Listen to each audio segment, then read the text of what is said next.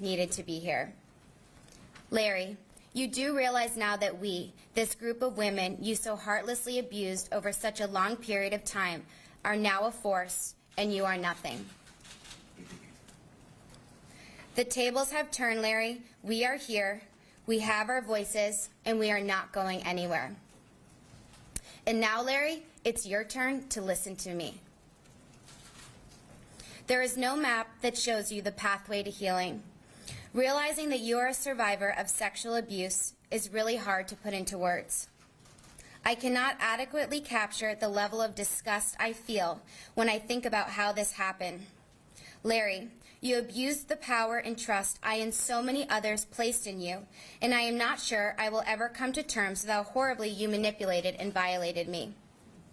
You were the USA Gymnastics national team doctor. You were trusted by so many and took advantage of countless athletes and their families. The effects of your actions are far-reaching. Abuse goes way beyond the moment, often haunting survivors for the rest of their lives, making it difficult to trust and impacting their relationships. It is all the more devastating when such abuse comes at the hand of such a highly regarded doctor, since it leaves survivors questioning the organizations and even the medical profession itself, upon which so many rely. I am here to face you, Larry, so you can see I've regained my strength, that I'm no longer a victim, I'm a survivor. I am no longer that little girl you met in Australia, where you first began grooming and manipulating. As for your letter yesterday, you are pathetic to think that anyone would have any sympathy for you. You think this is hard for you? Imagine how all of us feel. Imagine how it feels to be an innocent teenager in a foreign country, hearing a knock on the door, and it's you. I don't want you to be there, but I don't have a choice. Treatments with you were mandatory. You took advantage of that. You even told on us if we didn't want to be treated by you, knowing full well the troubles that would cause for us. Lying on my stomach with you on my bed, insisting that your inappropriate touch would help to heal my pain. The reality is you caused me a great deal of physical, mental, and emotional pain. You never healed me. You took advantage of our passions and our dreams. You made me uncomfortable, and I thought you were weird. But I felt guilty because you were a doctor, so I assumed I was the problem for thinking badly of you. I wouldn't allow myself to believe that the problem is you. From the time we were little, we are taught to trust doctors.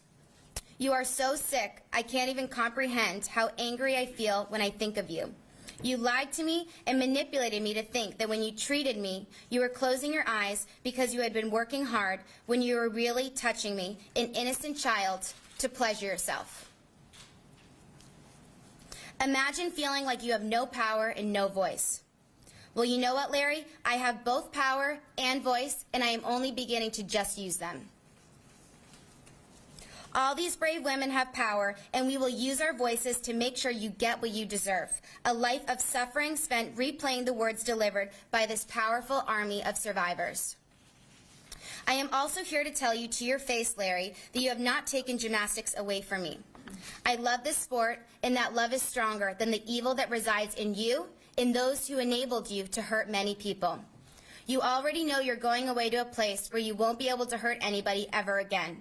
But I am here to tell you that I will not rest until every last trace of your influence on this sport has been destroyed like the cancer it is.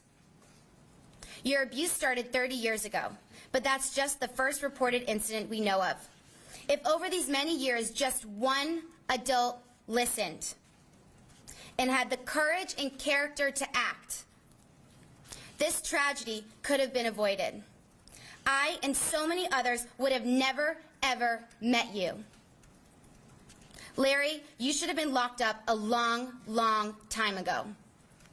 Fact is, we have no idea how many people you victimized or what was done or not done that allowed you to keep doing it and to get away with it for so long. Over those 30 years, when survivors came forward, adult after adult, many in positions of authority protected you, telling each survivor it was okay, that you weren't abusing them. In fact, many adults had you convince the survivors that they were being dramatic or had been mistaken. This is like being violated all over again. How do you sleep at night? You were decorated by USA Gymnastics and the United States Olympic Committee, both of which put you on advisory boards and committees to come up with policies that would protect athletes from this kind of abuse. You are the person they had, quote, take the lead of athlete care. You are the person they say, quote, provided the foundation for our medical system. I cringe to think that your influence remains in the policies that are supposed to keep athletes safe, that these organizations have for years claimed, quote, state of the art. To believe in the future of gymnastics is to believe in change. But how are we to believe in change when these organizations aren't even willing to acknowledge the problem? It's easy to put out statements talking about how athlete care is the highest priority. But they've been saying that for years, and all the while this nightmare was happening. False assurances from organizations are dangerous, especially when people want so badly to believe them. They make it easier to look away from the problem and enable bad things to continue to happen. And even now, after all that has happened, USA Gymnastics has the nerve to say the very same things it has said all along. Can't you see how disrespectful that is? Can't you see how much that hurts? A few days ago, USA Gymnastics put out a statement attributed to its president and CEO, Carrie Perry, saying she came to listen to the courageous women and said, quote, their powerful voices leave an indelible imprint on me and will impact my decision as president and CEO every day. This sounds great, Miss Perry, but at this point, talk is cheap. You left midway through the day and no one has heard from you or the board. Carrie, I have never met you, and I know you weren't around for most of this, but you accepted the position of President and CEO of USA Gymnastics, and I assume by now you are very well aware of the weighty responsibility you've taken on. Unfortunately, you've taken on an organization that I feel is rotting from the inside, and while this may not be what you thought you were getting into, you will be judged by how you deal with it. A word of advice. Continuing to issue statements of empty promises, thinking that will pacify us, will no longer work. Yesterday, USA Gymnastics announced that it was terminating its lease at the ranch, where so many of us were abused. I am glad that it is no longer a national team training site, but USA Gymnastics neglected to mention that they had athletes training there the day they released the statement. USA Gymnastics, where is the honesty? Where is the transparency? Why must the manipulation continue? Neither USA Gymnastics nor the USOC have reached out to express sympathy or even offer support. Not even to ask, how did this happen? What do you think we can do to help? Why have I and others here probably not heard anything from the leadership at the USOC? Why has the United States Olympic Committee been silent? Why isn't the USOC here right now? Larry was the Olympic doctor, and he molested me at the 2012 London Olympic Games. They say now they applaud those who have spoken out, but it's easy to say that now. When the brave women who started speaking out back then, more than a year after the USOC says they knew about Nassar, they were dismissed. At the 2016 Olympic Games, the president of the USOC said that the USOC would not conduct an investigation and even defended USA Gymnastics as one of the leaders in developing policies to protect athletes. That's the response a courageous woman gets when she speaks out, and when others joined those athletes and began speaking out with more stories of abuse, were they acknowledged? No. It is like being abused all over again. I have represented the United States of America in 2 Olympics and have done so successfully, and both USA Gymnastics and the United States Olympic Committee have been very quick to capitalize and celebrate my success. But did they reach out when I came forward? No. So at this point, talk is worthless to me. We're dealing with real lives in the future of our sport. We need to believe this won't happen again. For this sport to go on, we need to demand real change, and we need to be willing to fight for it. It's clear now that if we leave it up to these organizations, history is likely to repeat itself. To know what changes are needed requires us to understand what exactly happened and why it has happened. This is a painful process, but it's the only way to identify all the factors that contributed to this problem and how they can be avoided in the future. This is the only way to learn from these mistakes and make gymnastics a safer sport. If ever there was a need to fully understand a problem, it is this one right now. To accept that problem is limited to just what we know now is irresponsible, delusional even. Each new day seems to bring a new survivor. We have no idea just how much damage you caused, Larry, and we have no idea how deep these problems go.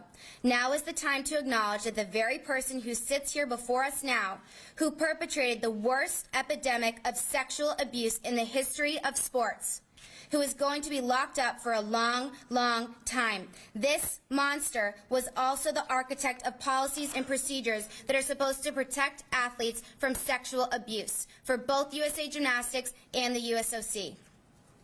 If we are to believe in change, we must first understand the problem and everything that contributed to it. Now is not the time for false reassurances. We need an independent investigation of exactly what happened, what went wrong, and how it can be avoided for the future. Only then can we know what changes are needed. Only then can we believe such changes are real.